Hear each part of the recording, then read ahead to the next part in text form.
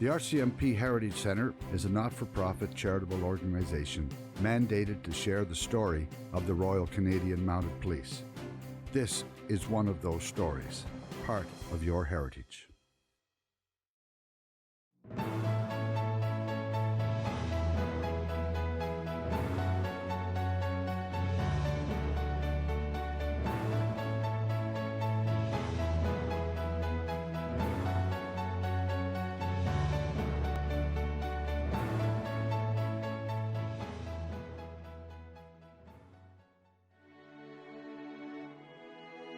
Well, I was born in a small farming community called Ramseyville, Ontario, just a few miles outside of Ottawa, actually about 5 miles from N Division. And we had a small dairy farm, but it was quite small. We had about 30 head of cattle. And my father had been not only a farmer, but he'd been in a mounted militia unit here in Ottawa called the Princess Louise Dragoon Guards. And we actually still had horses that we were using on the farm when I was young. We had tractors as well, but he still liked to ride, and he liked to talk about his experiences with escorting royalty with the Princess Louise Dragoon Guards. And so when I got into high school here in Ottawa, there was one day the Royal Canadian Mounted Police showed up, 2 members, on a career day. And I remember being, of course, impressed not only by their uniforms, but by their demeanor, had a nice chat with them, and brought home some of the literature and showed my father that a constable, I think, made somewhere like about $1,500 a year, and he's going, "Oh my word, son, you've got to join this outfit. They make good money." We obviously had a pretty small farm at the time, and so that kind of started my thoughts of joining the RCMP. And I continued my education, finished high school, and went to Algonquin College for a couple of years. I could probably say unsuccessfully, but it was interesting. Anyway, in 1971, I said, you know what, enough of this. I want to join the Mounties. So I put in my application, and I suppose to some, surprisingly enough, I was successful.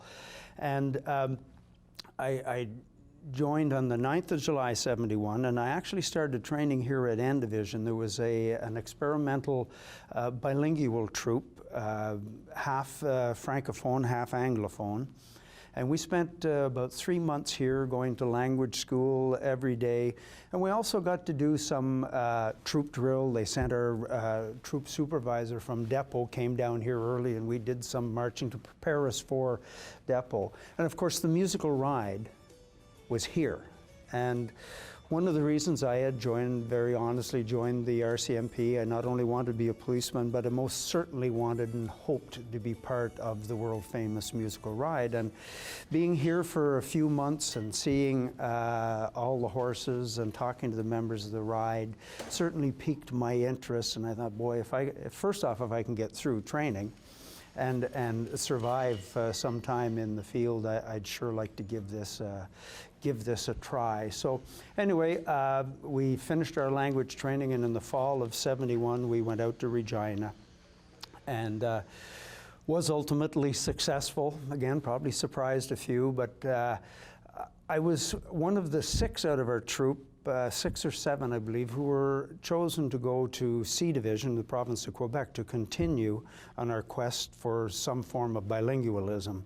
And I was, of course, maybe a little apprehensive, coming from a unilingual English background, but I was transferred to C Division and to a Rivière-du-Loup detachment, which turned out to be a wonderful experience. I think I was the only Anglophone in a town of 13,000, but it was a great way to learn the language and probably more importantly, the culture as well. And it gave me some really, to me, important life things that I carried with me throughout, and one of them was how really difficult it is for people that are thrust into a culture and a milieu where they don't speak the language. And so I always had a wonderful understanding, I believe, of the problems our Francophone friends in Canada have when they were sent out west, or new immigrants coming into the country, and how difficult it is to survive. And in my case, I was trying to learn a new career as a police officer, which I knew very little about. And here, all of a sudden, now I have to try and do it in a language that I just barely understand. I could say, un bon 50, s'il vous plaît, ordering a 50, maybe, was probably about as far as I could go. So my first few times giving testimony in French were, to say the least, were a little bit embarrassing and traumatic. But anyway, I survived that, and soon after I got there, though, I still had this idea I wanted to join the musical ride. So I put in my application in 1973, which was the centennial year of the force, and I thought, wow, I'd love to be part of that. But I was turned down. Because I was on language training, they said, no, sorry, you can't go right now. So I put it on the back burner, realizing that, hey, this was what I'd hired on to do the police work as well. So subsequently, I was transferred to Montreal on NCIS, and then all of a sudden, one day, the word came in that, yes, you are 1974, that I was accepted for the basic equitation, the tryout course, if you will, which at that time was 3 months. And now, I remember, because it was in NCIS, we were doing some surveillance work at the time, and I had been allowed to, or encouraged to, grow this beard and long hair. And I remember a few weeks before I was supposed to show up here, I thought I'd come down and see if my name really was on the list.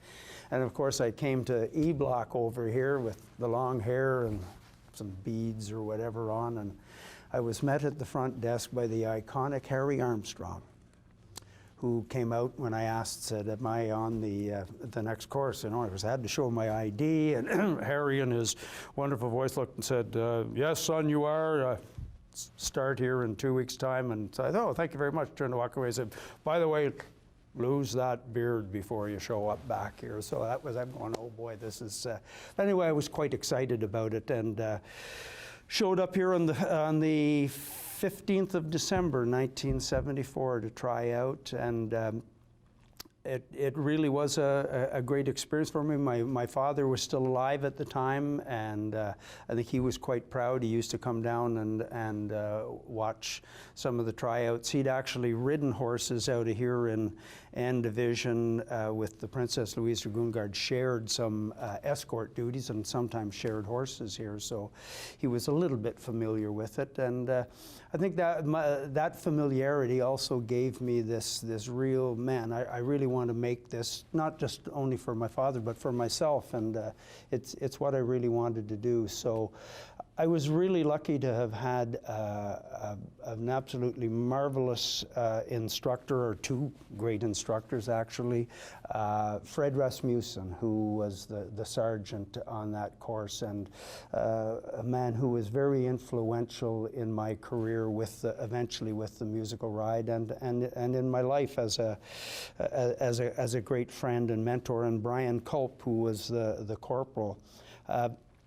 Anyway, another kind of a fortuitous thing happened to me was the last week that I was on the basic course, a member of that year's musical ride decided to quit the force.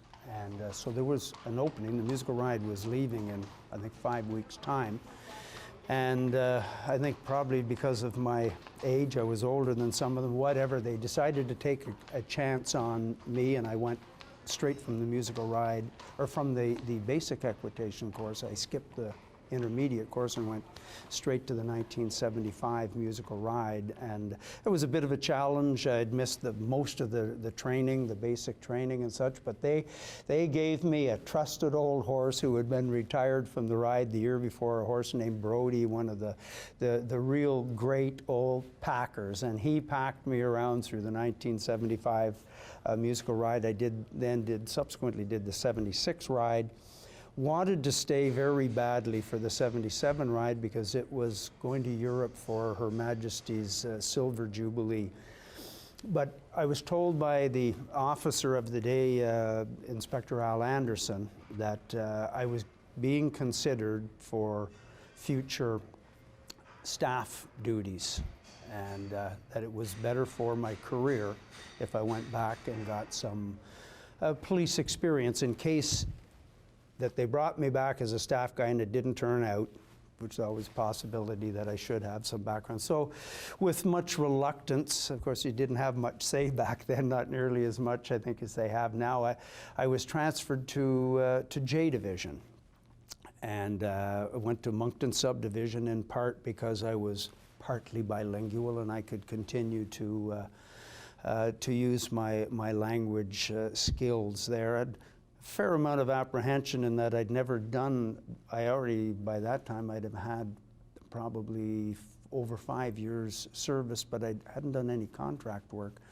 But it all turned out. I went to Bucktush, which was a wonderful town, a lot of good police work. I ended up going to Bay St. Anne Summer Detachment in charge of the Summer Detachment. And then lo and behold, in October of '78, Sergeant Fred Rasmussen, who I'll talk a little bit more about, had become the riding master, and he had decided to retire.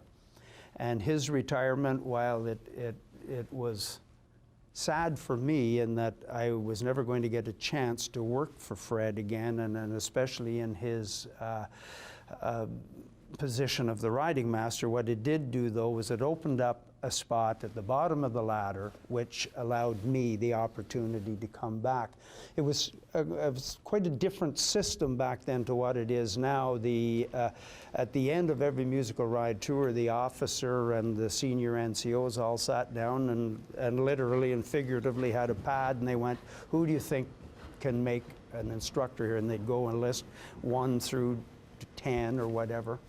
And so when there'd be an opening come up, they had the full say. It was a centralized transfer at the time, so there was no exams, no nothing. It was, here's the guy we want, and headquarters would make it happen.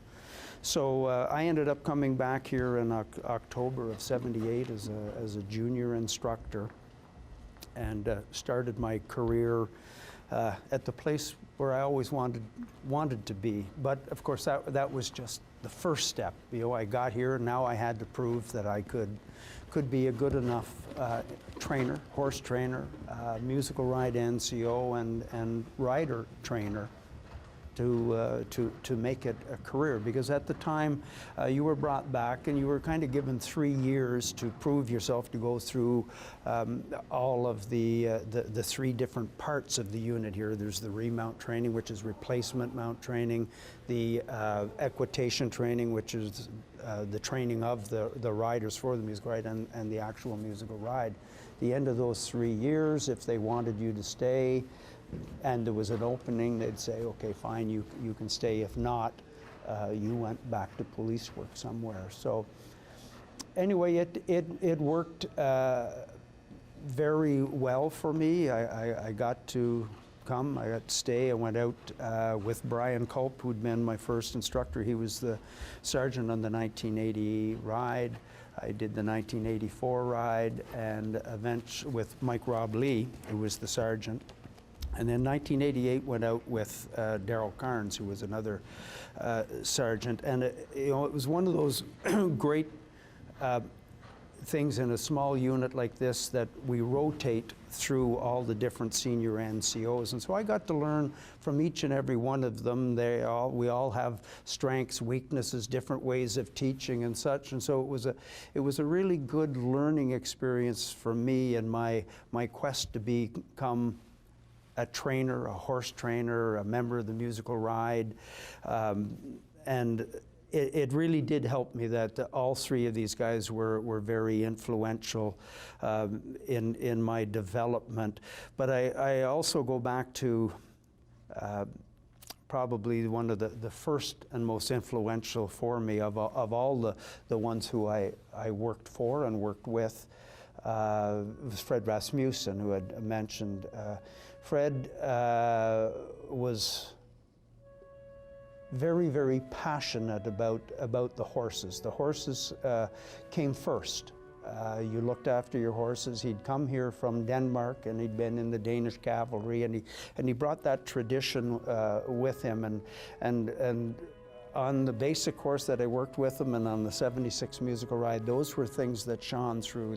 That Fred was a real horseman, and he showed me that. But I think, other than being a passionate horseman, the thing that to me possibly set him aside was he was equally compassionate with the men who worked for him, and I say men because at the time there were only men, and that was pretty unique. Fred certainly was always concerned about the well-being of the men who worked for him as well as for the horses. So that was certainly, Fred sticks out in my mind as one of the instructors who was influential in my young life as an instructor. And then, like I said, each and every one of them helped mold me in some way or another. I'd have to say that probably of all the instructors that I worked with and for here, Daryl Carnes was probably the most talented rider, trainer of everyone. As a matter of fact, I think he could more than hold his own anywhere in the world as an instructor and trainer. But each and every one of them, the riding masters I worked under when I was on the musical ride, Harry Armstrong, again, a very iconic person. But being on the ride, we saw Harry. It was never, at that date, you didn't even try to make eye contact with a corporal, let alone the sergeant major. So I didn't have that much actual contact with Harry, other than, like, you saw Harry and you most certainly heard Harry. He had that voice that resonated all over the riding school and stables for sure. And then I had the pleasure of working for and with Jerry Ogilvie, John Dunn, Brian Culp, all three of them in their capacity as the riding master. And each and every one of them had great things to offer to the branch.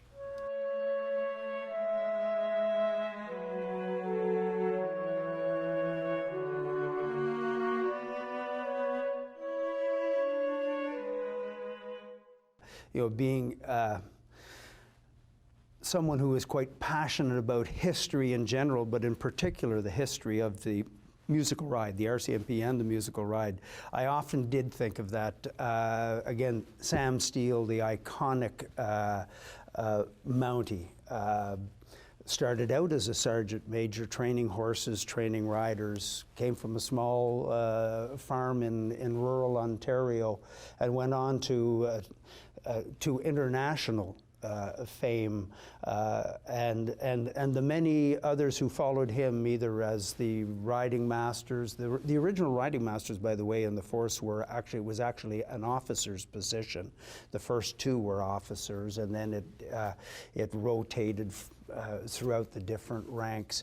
But I always look back and said I tried to learn from all of the ones that I actually could read about and heard about, because often we would sit around in the log cabin, which is where the staff used to hang out, and the Jerry Ogilvies who had joined in the 50s would have stories to tell about the riding masters of the day. Old C.W. Anderson, who was quite a famous name in the number of them, John Dunn, and the older guys would talk about some of these people and the way they trained, the way they dealt with the people. And they were all little things that I tried to put into my little bag of tricks, if you will, and tried to develop. I think we try to learn from what works best for us from people that we work for, and that's what I tried to do.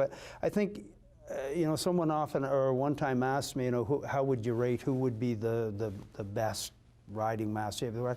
I don't think it's possible or fair to try and compare, because times change, needs change. You know, the 70s, there was already that little change in the societal change from the 60s to the 70s.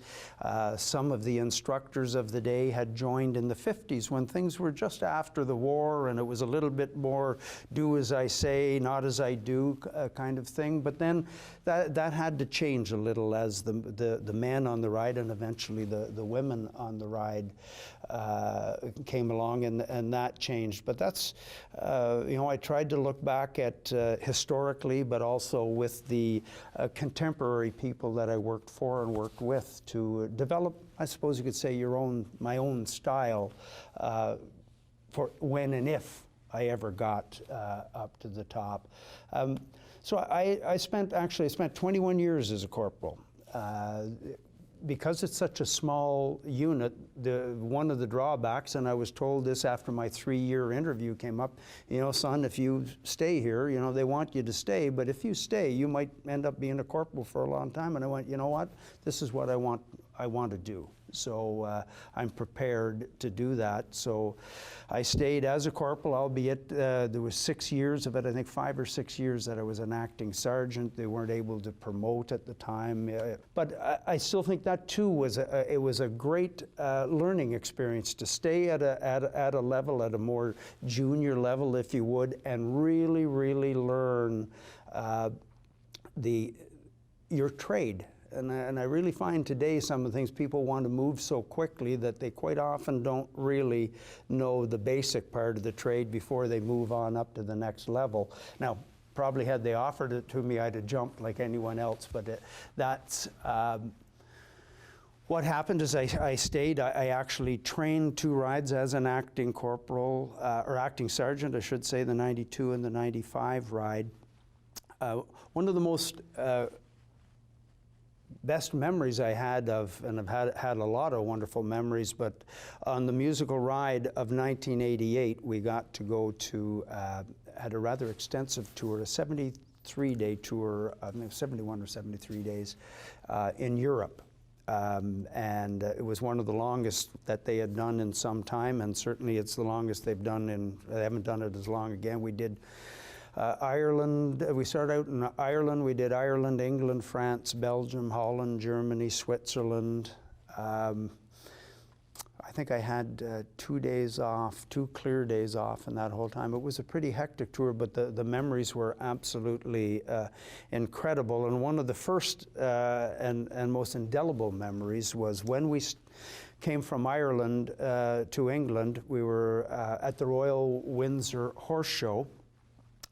And Her Majesty very kindly allowed us to keep the horses right at the mews, which is the stables at Windsor Castle. And half of the men were allowed to stay up above the horses in the quarters there. And I was chosen to be one of the ones to stay there. And wow, what a wonderful, what a marvelous experience, especially for someone who loves history. Windsor Castle is so steeped in history.